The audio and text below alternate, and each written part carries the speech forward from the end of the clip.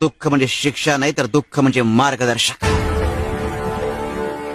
जो सांगतो, इशारा देतो, इथे थांब, इथे वळ, इथे काहीतरी चुकतंय.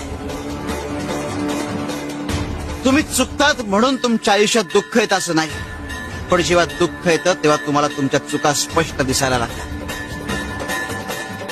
लक्षात ठेवा, आयुष्यात दुःख संपवायचं असेल, नष्ट करायचं असेल तर त्याच्याशी लढायचं नसतं, पळायचं नसतं. ते दुःख संपतं तेव्हा जेव्हा तुम्हाला तुमच्या चुका कळतात, स्पष्ट दिसतात आणि तुम्ही त्या चुका सुधारण्याचं धैर्य दाखवतात. अरे दुःख तुमचा शत्रू नाही, तुमचा गुरु आहे. त्याचं ऐकायला दुःख म्हणजे शिक्षा नाही तर दुःख म्हणजे मार्गदर्शक. जो सांगतो, इशारा देतो, इथे थांब, इथे वळ, इथे काहीतरी चुकतंय.